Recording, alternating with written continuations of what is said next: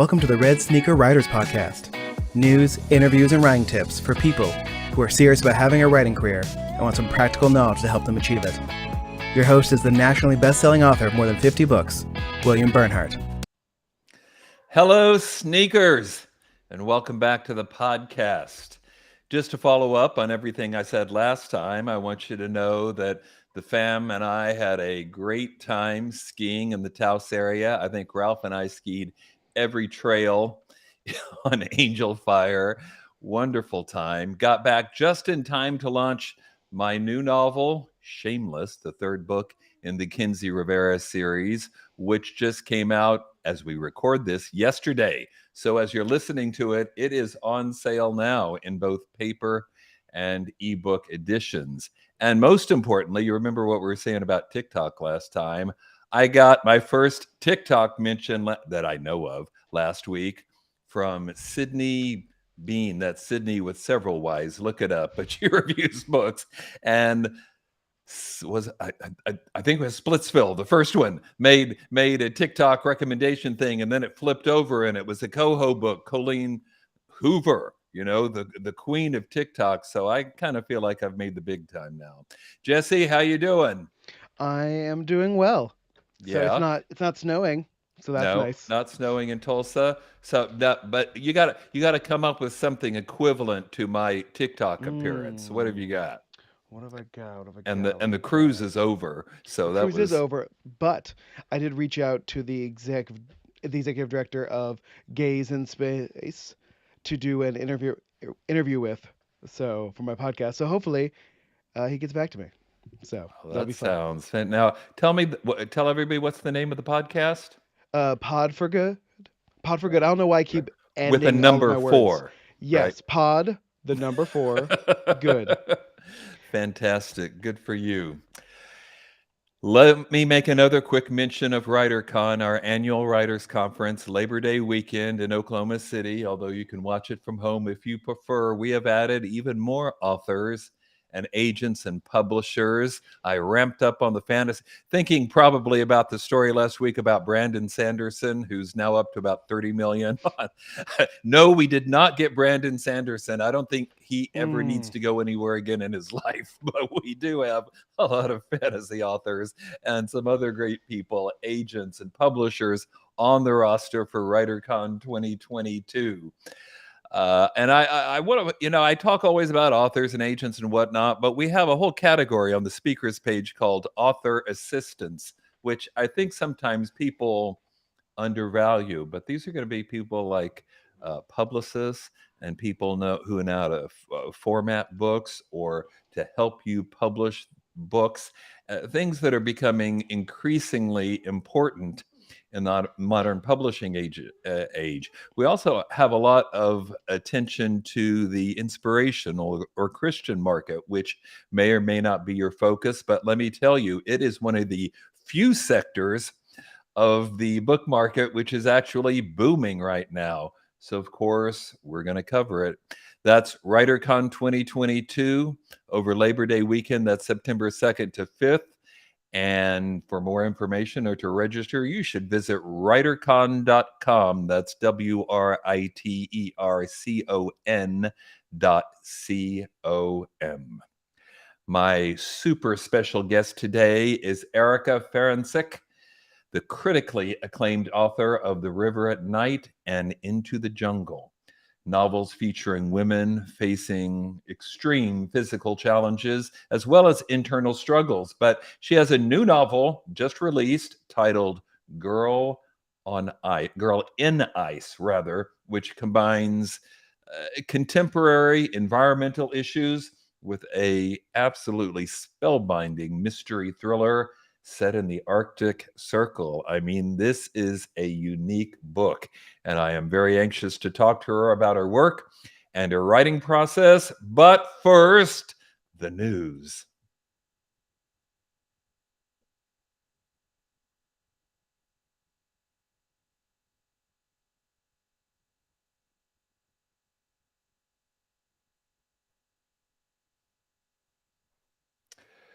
So, item number 1.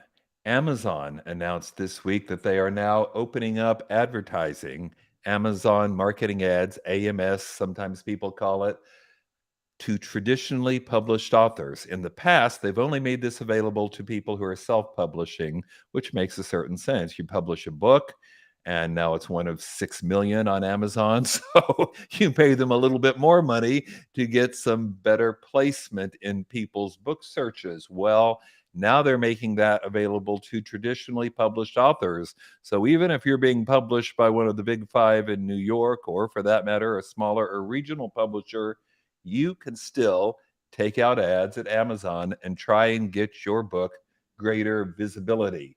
This is a significant game changer, and I think it's going to make a big difference in not only the way books are marketed, but people's decisions when they're deciding what course to take. Am I going to go traditional publishing? Am I going to do it myself, or small press, or regional press? And let me tell you, the initial reactions to this news story are all over the place. Some people think that this could affect publishers' marketing expectations. Like now, every publisher, no matter how large, is going to expect authors to get more involved in marketing of their books. Well, guess what? They already do.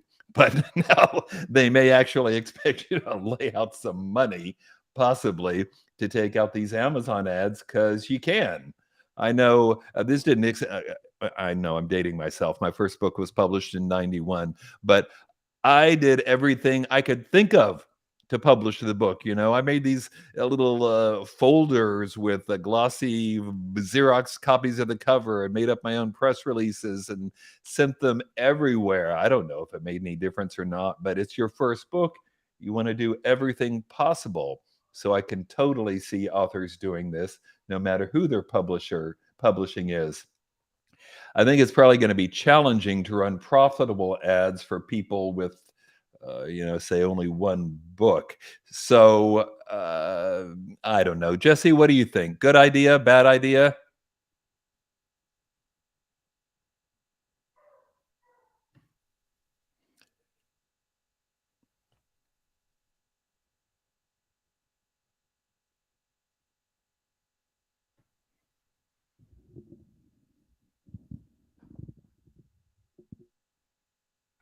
Jesse, I can't hear you. I can tell that you stopped talking, but I cannot hear what I was muted. There we go. now I Okay. can hear you I much will better. quickly summarize my point, Good. which was I'm just worried about an Now more work for onslaught you in post, of right? ads. Yes. Oh yeah. That's going completely out. I'm definitely taking that out. Okay. But as I avoid Amazon book ads for the rest of my life. Right. Well, except you can't avoid them, because anytime you search for anything, the top two entries at least will say sponsored ad in small type, and then they give you books, and then after that, the things you're actually looking for. And let me just say, sneakers, if you're searching for a book by somebody you know and love and is probably spending on the money on those ads, don't click the ones that say sponsored ad, because they're going to have to pay for that click. Find another a click that isn't going to cost them anything. What bothers me, and I wish we could tell Amazon and Google to stop this, but if I'm searching for something perfectly, and it's going to be the first organic thing that comes up, don't show me the ad for it right beforehand. Right. That's just wasteful. That's exactly what I could put in. Shameless by William Bernhardt, but the first two are going to be sponsored ads, maybe for that book, and then you get to the unsponsored one for the same book, and that's the one you should click on. Well, we don't know how this will play out, sneakers, but here is some advice from me to you. Here's what I think. 1, don't spend money on ads until you've got more than one book out, because then it might make sense, because the ad's going to cost you something. You're only making a percentage of the profit anyway, so your margin is going to shrink dramatically, and it's probably not going to be a profitable deal, unless, of course, you're thinking, well, I'll get them hooked on my work. I'll get them hooked on the first book in a series. I'll take a loss leader, basically, on the first book, and then maybe it might make sense. 2, if you're concerned about money, don't take out an ad unless the book has already earned out. And here I'm thinking about people in traditional publishing who may have gotten an advance. They're increasingly small these days, but let that earn out before you start advertising. Otherwise, you're just taking money away from yourself. And 3, never bother running ads on full price trade books. As you probably know, traditional publishers are skyrocketing the prices on ebooks. In some cases, the hardcover is less expensive than the ebook because they don't want you to buy the ebook. New York thinks as soon as everybody's reading ebook, they're toast. So if you've got an ebook that's impossibly priced, there is probably no reason whatsoever for you to be taking out these ads, all right? All right, move on to item number 2, which, big surprise, also has to do with Amazon, that which sells more than 50% of all books here in Is this an Amazon Daily Double that we have for today's news thing? right. I don't have that sound effect, sadly, but I would play You it if I had it. should. I will insert it for our podcast listeners. That sound wasn't originally there. Soon I will just be saying, but first the news from Amazon, Yeah. because that's what drives the market. Number 2, Amazon has launched their answer to Clubhouse and that's going to interest budding DJs, of which apparently there are many. Let me explain why. First, everybody knows what Clubhouse is. We've talked about it before on the podcast. It's basically an audio only way of doing things like this, the podcast, or videos like you see on Facebook or Instagram or whatnot, but it's audio only and it's Clubhouse, and people can create their little Clubhouse. We did a bunch of these before Writercon last year, and actually they were well attended. It was no, it wasn't Clubhouse. We did Twitter Spaces, which is exactly the same thing except on Twitter, where I thought I had more followers, so that made sense. Clubhouse and has done well, though. So, of course, now Amazon is doing their version, which is going to be called AMP. That's AMP. It's basically the same thing as Clubhouse with one big difference. Amazon has negotiated some music licensing deals, probably going hand in hand with the Amazon Music service. They already have. That's why I can hear virtually every song known to mankind in the morning through my Alexa device. Anyway, they've negotiated with the major labels as well as independents so that hosts using AMP can stream songs, no subscription required. Now, just what would that do to us, Jesse, if instead of the same we could suddenly start?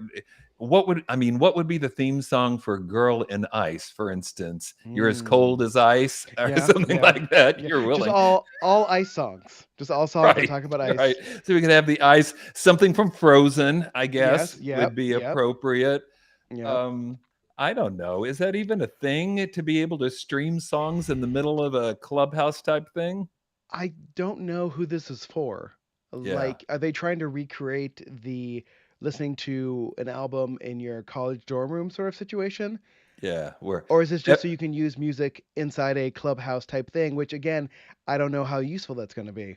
So, well, it might make a cool 20-second segue, but how much is that really worth? Or I don't know. Everybody apparently wants to be a DJ these days. I don't quite get that, but it seems to be a deal.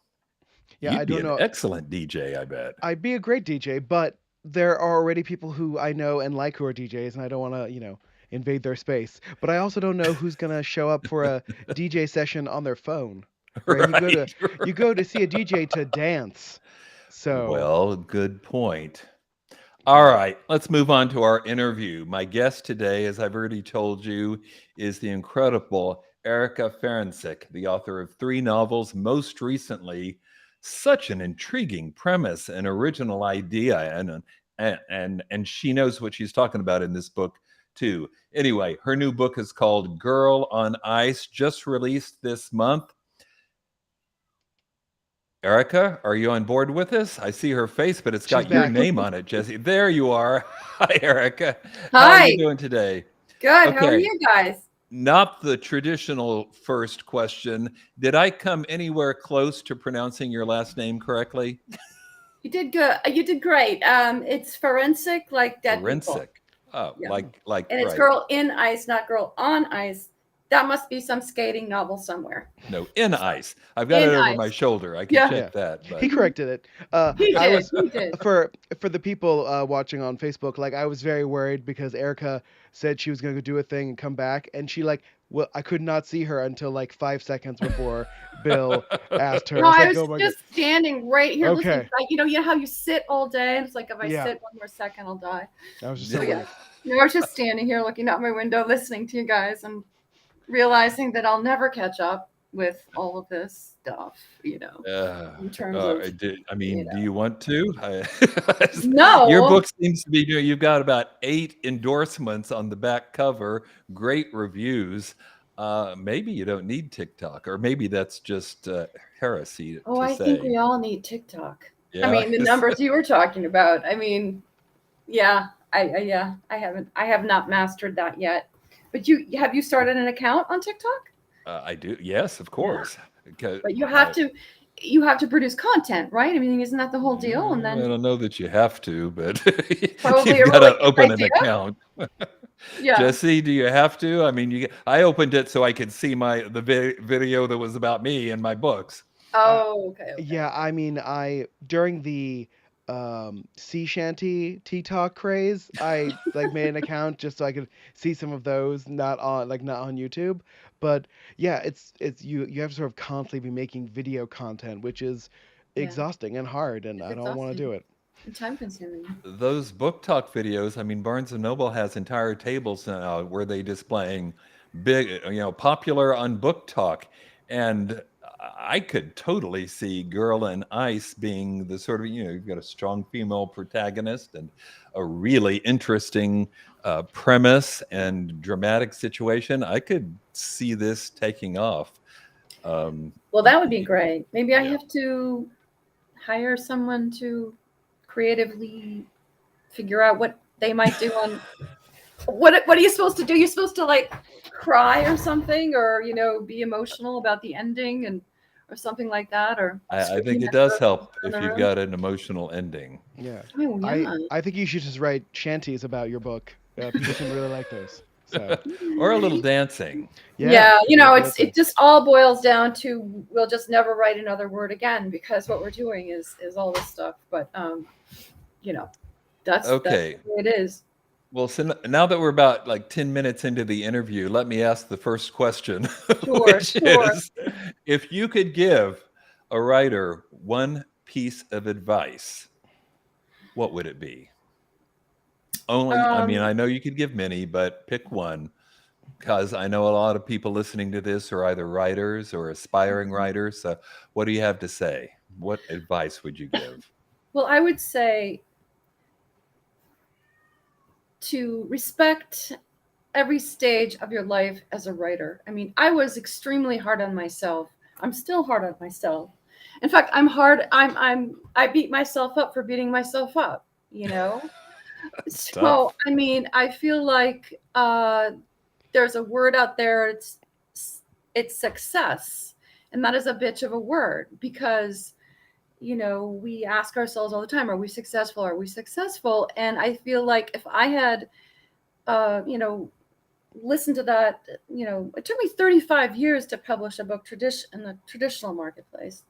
And I feel like if we judge ourselves really, really with the word like that, then we're defeating ourselves. I mean, we learn so much. We don't even know what we're learning. We don't even realize how much we're learning by writing, by reading, by listening, by being passionate about what we're doing. I just wish it's persistence and learning. I think that those two things can pull you through anything. And that deep love for what you're doing. I mean, you can, no matter what kind of criticism you get, or any kind of feedback, you can vet that. You can think, okay, who's giving me this advice and why are they doing it?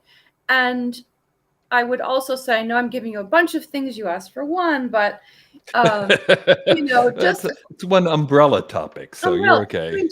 So just no matter what, just hold on to this little kernel, this kryptonite hard kernel that believes that you have something to say in an original way. And if you hold on to that, and you're persistent and learn, I think that you'll go far. It may take you a while, but this is a very complex thing. Right. Writing a novel is incredibly complex and demanding. I agree 100% with everything you said. Novels? I mean, I don't even know. And it's not getting easier. And it's not getting easier. I thought at some point I'd be coasting, but I'm not. No, I mean, I'm, and I mean, I'm thinking about my next novel and just how, it's just another Everest, we're facing this, it's the next mountain. And it's persistence, but don't forget why we're all in this because we love books, right? Right. And we'd rather be doing this than anything else on earth. But I do think sometimes people lose sight of that, and it becomes drudgery, or it becomes a competition. And there's no point in that, right? Because you're never, even if you scale one mountain, there's somebody else who's done something else. Nobody gets everything. Just chill. And in the arts, you're up, you're down, you're all around. So true. 1 minute you have a movie deal, the next minute that goes up in smoke, and then your friend has a movie deal, and you have to sort of meditate on back to like why you love this. What was it that you read when you were perhaps younger that just moved you so much that you decided, I want to be able to give that to people? Because I do believe, writing a novel it's an act of generosity, and it's an act of love. We're just giving something of ourselves that hopefully has value for some people, right? I mean, what else is it? Yeah, it's entertainment, but entertainment is a very profound word. Right. Profound concept. And there's nothing wrong with being entertaining, but the best entertaining, I think, has an extra layer, right? There's something else too. There's a takeaway, or a reason why it moves you or sticks with you, or whatever. Yeah, it teaches you about life. Yeah. Anyway, go ahead. No, and I was just going to say that Girl in Ice is a good example of that. So I've already given them hints and dribbles, but tell us about the book.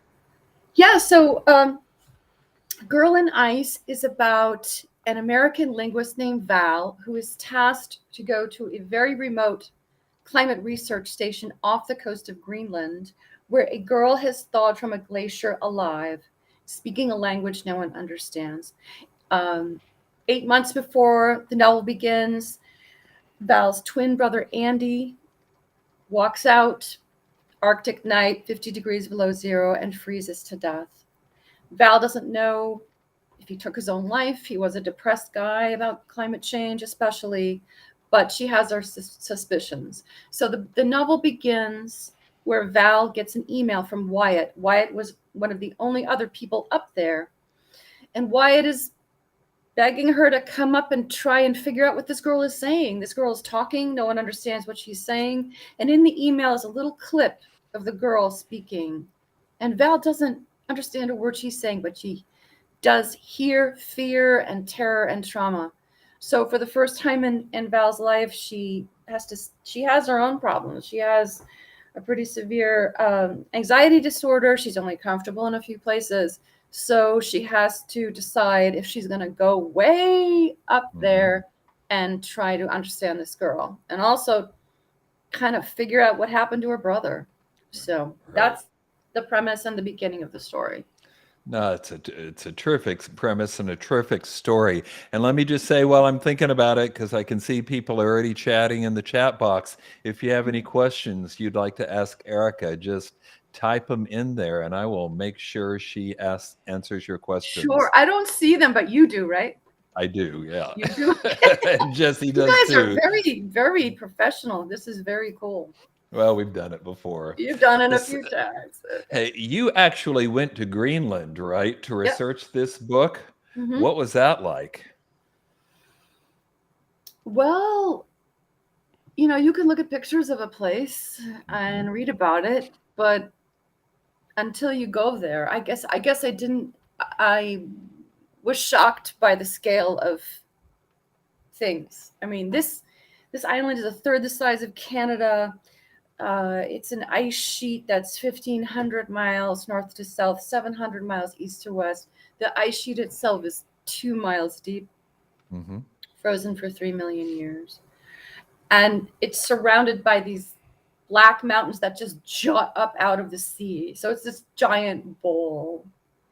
And to get there, you fly over these mountains, and no one lives on the ice cap. So we stayed in this tiny little town. And another thing is, there are only 56,000 people on this entire landmass. I mean, there's a local community college with 56,000 people here. So no one lives there. And it's a hunting and subsistence culture, which is, again, one thing to read about and another to witness. People hunting seals, people might hunt a pilot whale to feed their dogs. A can of dog food is like $8 because it's that much to fly it in from Europe. So, and it's an amazing country because it's so close to prehistory. As recently as 1950, people had no contact with the outside world. 1950. Yeah, right. And they lived in these things called sod houses. These are, during the extremely short summer season, about 30 days, people would dig into the ground close to the shore, close to a good hunting place, and cover this hole with whale ribs and seal skins, peat, and rocks. And 4 or 5 families would live in this for 10 months a year. And I actually interviewed one of the mayors of this tiny town, and he was born in one of these. 70 years old. And I asked him, and he left it at age 7. And I said, how did you feel? Electricity, running water, how did you feel? And he said, I never felt the same. I miss the feeling of closeness I had with the people I lived with, because we lived together, we hunted together, we cooked together, we made up songs, we spoke. So that was the last thing I expected him to say. I just thought that was really interesting. Wow. Yeah. Now, I read about you going on some kind of sketchy helicopter rides and even doing some kayaking, right? Yeah, it wasn't a sketchy helicopter ride, but I'd never been in one before. And just the feeling of I got in, I'm like, yeah, we're really going to take off. This is ridiculous. And just the feeling of, lifting from the ground was something for me. But anyway, that's not so unique. But we did kayak. And actually, Greenlanders invented kayaks, and they were originally made from whalebone and sealskin. But in any case, we're in modern kayaks. And we went to this place called the Iceberg Graveyard. And these icebergs are 10, 12 stories high. And they're blocks long, and they're carved by wind and waves to these weird shapes. And we're in there with our kayaks, and you're always hearing explosions everywhere, muffled far away. Things are breaking, things are calving, And I said to our guide, so what if one of these big, huge monsters breaks? And he said, well, you should be listening. If you hear it break, turn your kayak toward the sound, because a massive wave will be created. And if your side is to the wave, you'll flip. So he didn't say you're going to live. He just said, turn your kayak toward the sound. And we just looked at each other like, okay, I guess we're here. What are we going to do? Leave? I mean, we're here. And so we just, I really learned a lot about fear in all my research trips. Evidently. Especially in the jungle. That was quite. Yeah. That was for Into the Jungle, I'm guessing. For Into the Jungle, yeah. I spent a month in Peru researching that book. Wow. So. Okay. I assume this is okay for me to say because it's on the book jacket. Oh, okay. But your book has a somewhat science fictional premise in that it involves the girl in ice, a girl who's been frozen for a long time. She's thawed out, she's alive, and she's speaking in a language no one understands, right? Yep. Where did that come from? I mean, do you have a background in linguistics, or did you invent this language, or what? I invented the language. I read books on, to research this book, I read books on linguistics. I read every book I could on Greenland, on the Arctic Circle. And to create her language, I listened to all the Nordic languages, Finnish, Danish, of course, Greenlandic, Icelandic, to sort of learn some morphemes, some sound units that I could use to create my own language. I needed it to sound Nordic, but not actually be another language. The actual story came about. I was walking by my house in the winter of 2018, and really freezing cold day, and there was a pond behind my house, and there were 3 juvenile painted turtles, and they were frozen just mid-stroke, and they didn't look alive, but they didn't look dead either. So I ran home and I researched creatures that could do that could freeze and thaw out alive. Turns out there are many that can. I'm not talking about just torpor. I'm talking about frozen wood turtles. Some crocodiles can do it. Some alligators can do it. Some kinds of fish. They possess a certain cryoprotein that we do not possess, that protects the cells. So when think of an ice cube and how jagged that is. That's what would destroy a cell if it froze. That said, we can freeze an embryo. It's only 120 cells. We have the technology for that. But anyway, I came home and I just thought of a girl in a glacier, and I could see her foot, just the side of her foot. And it just looked like she was running from something.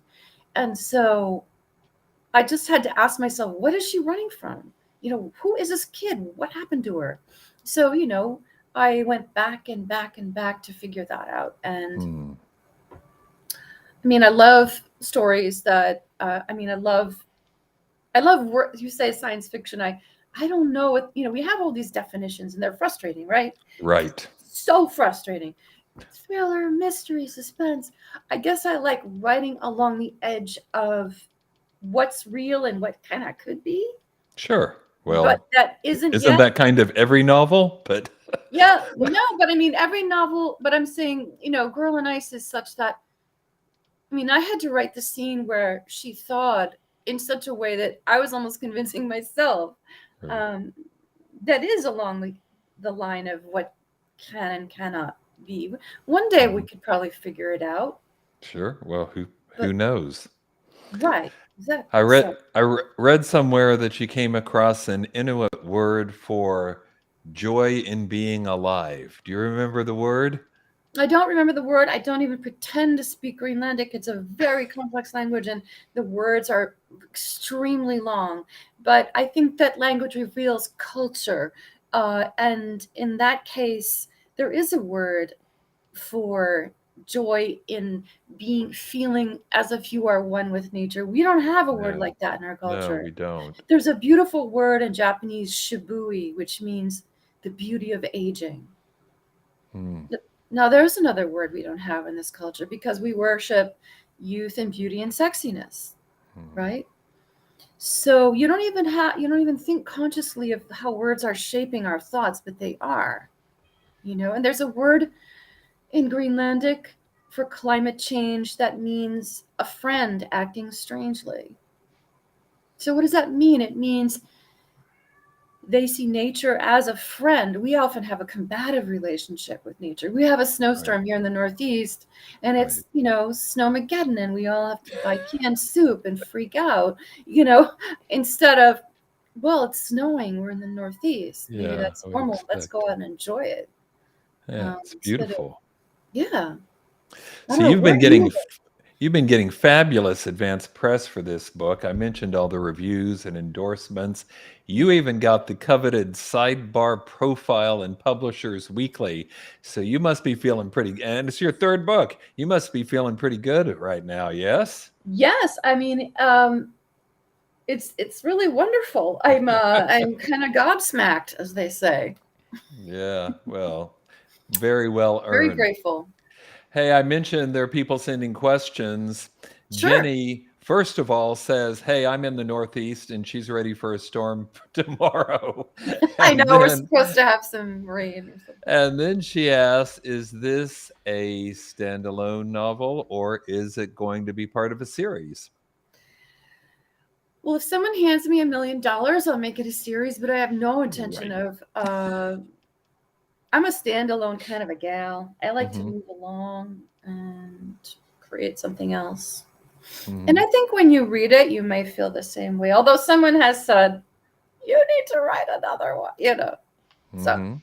but I never have done that. I think that's a particular skill, a particular state of mind. Yeah, and a You different should kind know. of writing. Yes. Yeah. Here's another question. I hear a lot of authors say they're either morning or evening writers. Which are you? I'm a solid second shifter. I Was that afternoon or? oh yeah, I'm like a 2 to 9er. I get stuff done in the morning, other kinds of work, exercise, and Mhm. you name it. And then I work in a shed. It's not sexy. You know what I mean? Mm, We know right. we're alone when we work, or I'm jealous of these writers that can go to Starbucks or something and have people around, right? What's up I mean, with I that? could do that. Why? I have chairs and a coffee machine here. I don't. I hear, yeah, people some want the human company, but they don't. Anyway, that would be too distracting. So yeah, I like No. afternoons into evenings. I like it dark and cold, and I love storms, and because otherwise, we have kids who live nearby, and it's the screams of the kids, and it's Yeah. it's just easier when it's dark.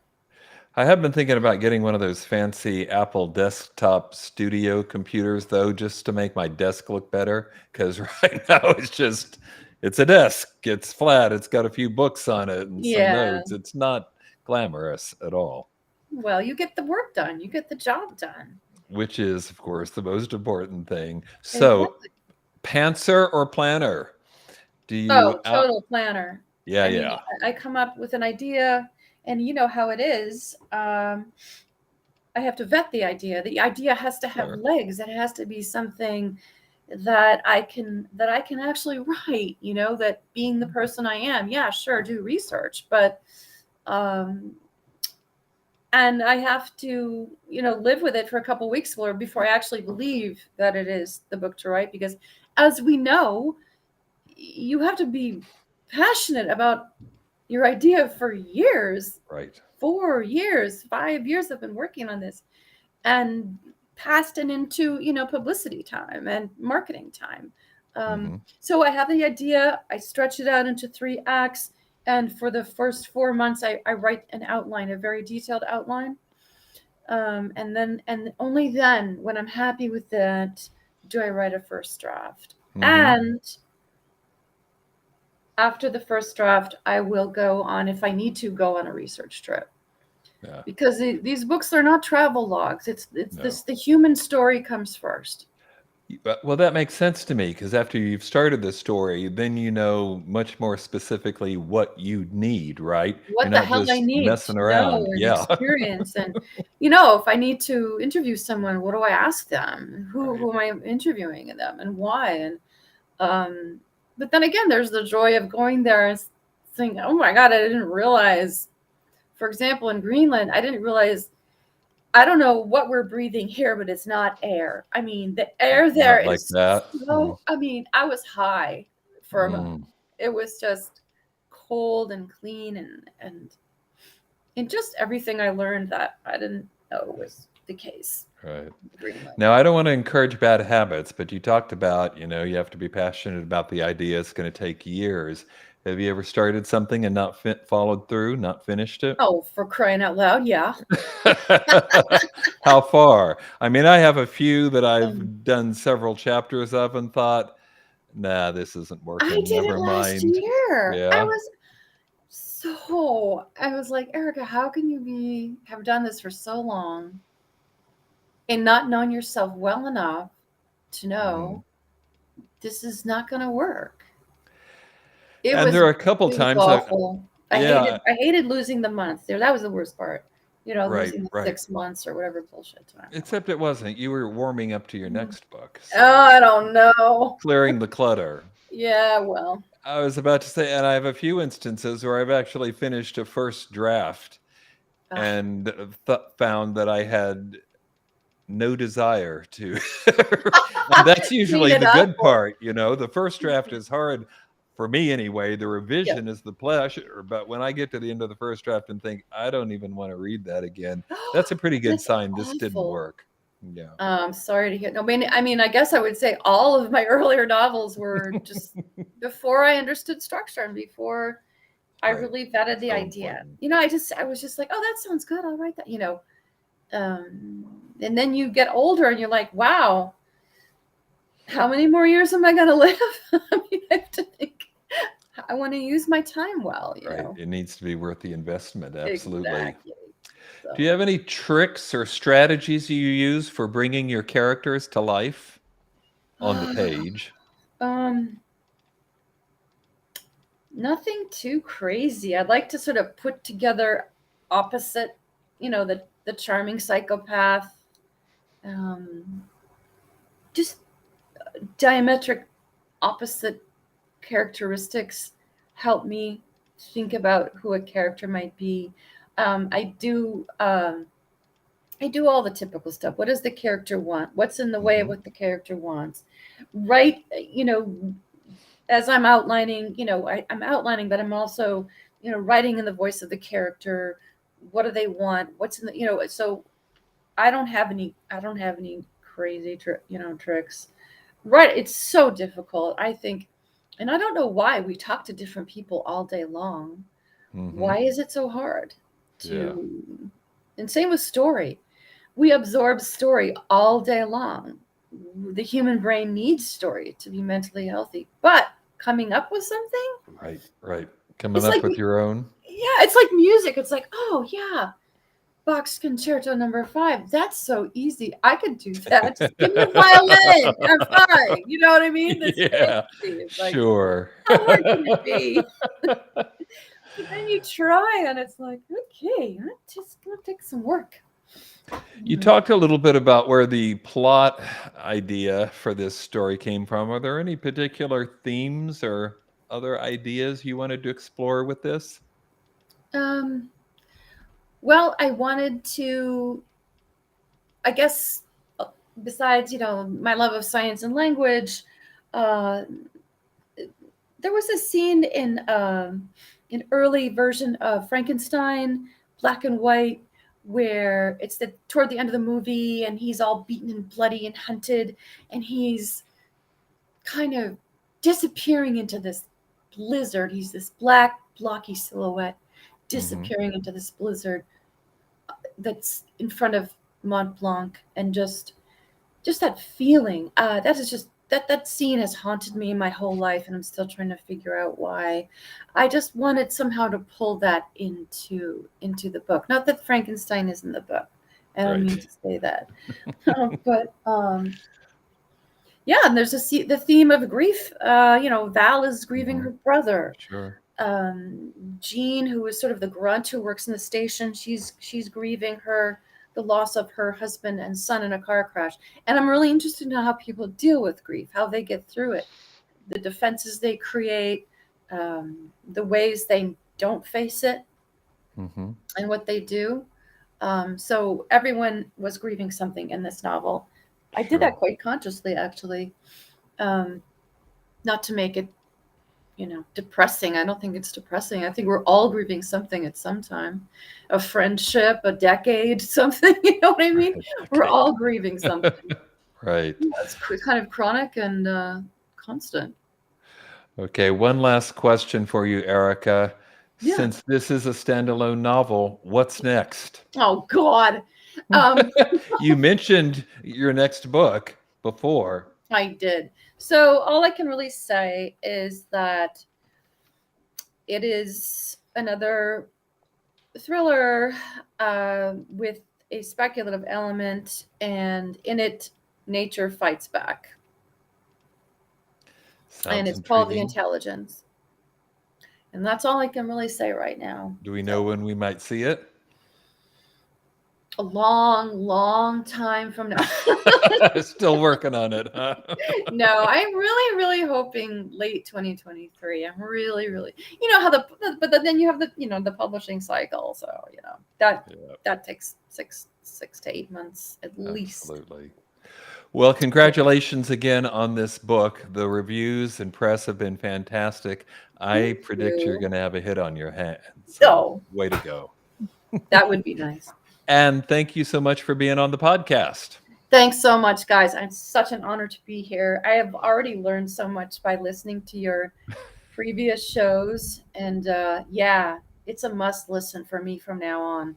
Fantastic. I didn't even know that. But anyway, it was great. I'm like, I got to keep up with this stuff. Just spread the word. We want everybody to feel that way. I know. I mean, I got to get out of my shed a little bit and figure out what's going on. All right. Thanks again. Thank you so much.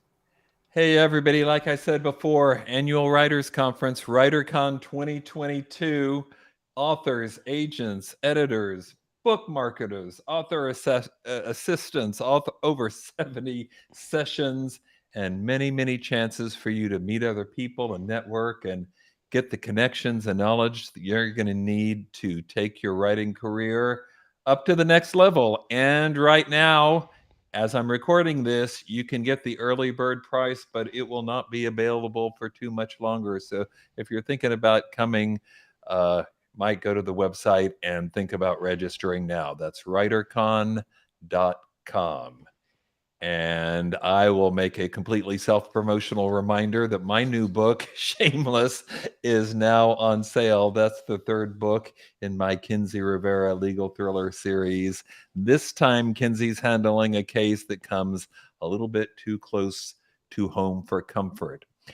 And if you are writing sneakers or aspiring to write, as I assume you are since you're listening to this podcast, join our Facebook group, Red Sneaker Writers, so you can get daily updates and chat and networking and hear what everybody has to say.